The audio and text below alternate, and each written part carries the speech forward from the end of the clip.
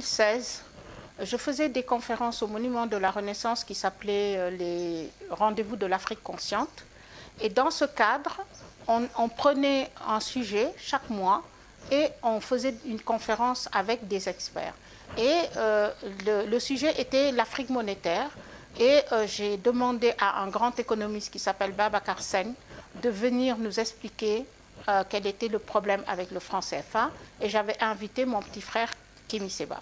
Et quand nous avons fait cette conférence en janvier 2016, nous sommes sortis de là en ayant compris qu'il y avait un gros problème avec cette monnaie, puisque nous ne sommes pas économistes, donc nous n'avions pas compris complètement. Et nous nous sommes dit que nous allions nous battre contre cette monnaie coloniale, parce que c'est une monnaie coloniale. Et voilà pourquoi on a créé le franc anti-CFA, qui a démarré en janvier 2017 par des très grandes conférences mondiales, où il y a eu 40 pays en même temps, le même jour, qui vilipendaient le CFA, comment dirais-je, qui se battaient contre le CFA. Et on a même eu des soutiens de la diaspora en Martinique et partout. Nous avons gagné le combat. Hein. Nous avons gagné ce combat et nous l'avons gagné parce que aujourd'hui, tout le monde, même un enfant de 5 ans à l'autre bout du monde, sait que le CFA est une monnaie coloniale et qu'elle n'est pas bonne pour l'Afrique. Donc même s'il y a des présidents qui viennent pour dire que la monnaie est bonne, maintenant tout le monde sait que cette monnaie n'est pas bonne et nous sommes confortés par les économistes qui en fait se sont battus avant nous pour dire que cette monnaie n'était pas bonne, dans les livres, etc.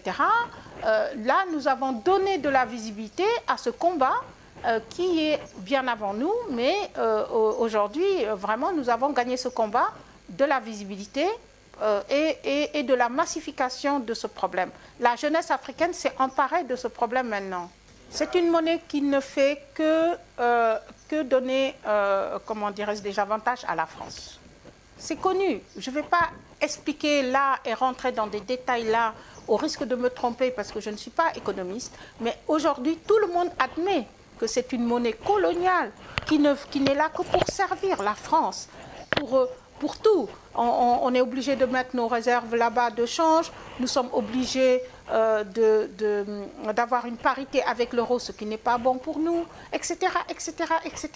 Et aujourd'hui, la France, elle est en train de manigancer pour garder toujours une mainmise sur une future monnaie qui s'appellerait l'euro, mais en fait qui serait un peu comme le CFA, ou en tout cas avec très peu de changements. Nous disons non aussi à ça. Et nous disons non à l'éco, parce que déjà c'est un nom qui n'est pas africain. Nous demandons de choisir un autre nom, parce que ce nom-là a été imposé par la France. Et nous demandons également que la France sorte complètement de ce processus.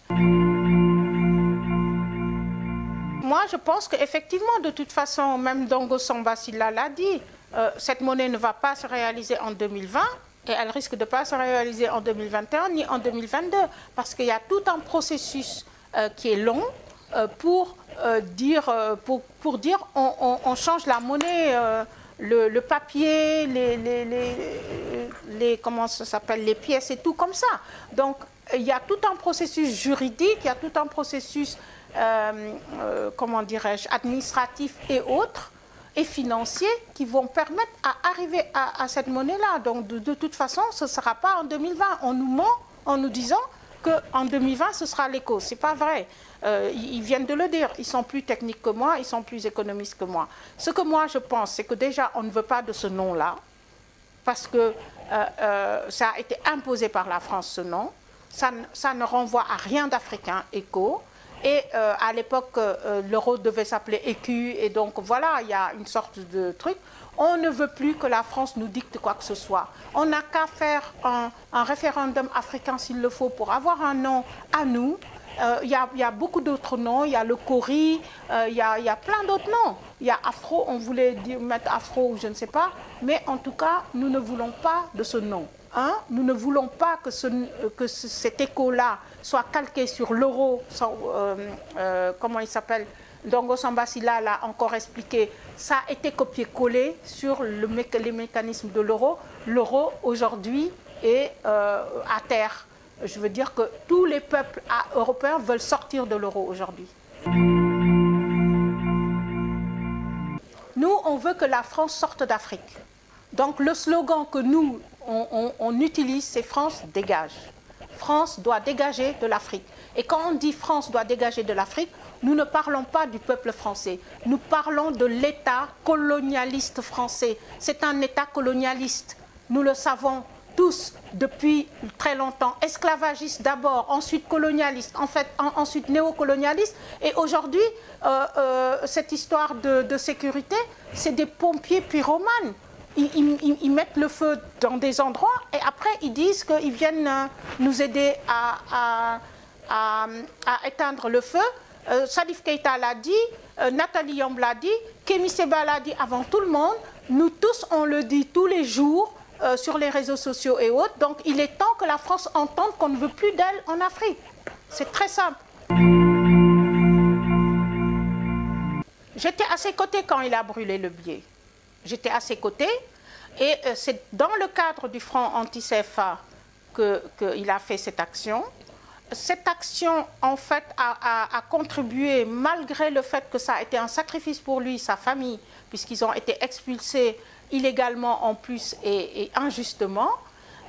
Ils ne menaçaient aucun ordre public, mais en fait, cette action a mené la lutte encore beaucoup plus loin. Et c'était le but. C'est-à-dire qu'aujourd'hui, Kémi Séba est fier d'avoir fait cette action, symboliquement, comme il dit toujours, pas pour mettre, pour mettre du désordre, mais pour que cette lutte anti-CFA avance et que le monde entier voit en son geste à lui notre refus à tous. C'est ça qui s'est passé. Et donc aujourd'hui, je trouve que cette nouvelle mode des présidents africains d'expulser toutes les voix discordantes des Africains vers l'Europe, comme à l'époque de l'esclavage, je veux dire, Kémi Séba, c'est un digne fils d'Afrique, Nathalie Yamb, c'est une digne fille d'Afrique, on l'expulse vers la Suisse, on expulse Kémi Séba vers la France. D'ailleurs, il est revenu depuis, tout de suite après au Bénin. Je trouve ça vraiment d'une violence esclavagiste quasiment, parce qu'on expulse nos fils en dehors du continent. Guy Marius Sagna, c'est un des fers de lance du front anti-CFA, du front anti-APE, etc. Il a créé un mouvement qui s'appelle France Dégage. Il dérange. Il dérange. Donc aujourd'hui, si nous l'avons... nous avons demandé hier sa libération immédiate. Il n'a rien fait d'autre que d'exercer son droit constitutionnel qui est de faire une manifestation pacifique. C'est ce qu'ils ont fait. Ils n'ont rien fait d'autre. Alors que les gens de l'APR, un an et demi avant, ont été faire une manifestation beaucoup plus agressive aux grilles du palais, se sont agrippés aux grilles du palais, personne n'aura rien dit. Aujourd'hui, 8 patriotes sont dans les geôles du régime qui maintenant en fait répriment toute liberté. Et nous sommes conscients qu'aujourd'hui au Sénégal, les libertés sont énormément menacées, les libertés d'expression, les libertés de manifester, etc. Et ça ne passera pas. Vous avez vu la manifestation hier, ça a été une grande manifestation de refus, déjà de ces pertes de liberté, mais aussi de cette augmentation incroyable, multipliée par 3 les factures de la Sénélec. Tout ça pour payer la gabégie et tous les vols de milliards qui ont été faits dans ce pays. Maintenant, on cherche de l'argent pour respirer et on veut le prendre dans la poche des plus pauvres. Nous disons non. Non bagne, non bagne. Voilà. Écoutez, là, je suis en train de réfléchir à une autre stratégie. S'il le faut, je retourne je ne sais pas moi... Ah ben, écoutez, hein, si vraiment on nous force, on n'a pas de quoi payer ces factures exorbitantes, on n'a pas de quoi le payer. Et je parle pour moi, mais je parle pour tous ces pauvres gens, ces gens qui font tailleurs qui utilisent l'électricité et autres, comment ils vont faire? Déjà, ils ne s'en sortent pas. Ils s'en sortaient pas avant. Donc, ce n'est pas normal. Il y a un gros problème aujourd'hui.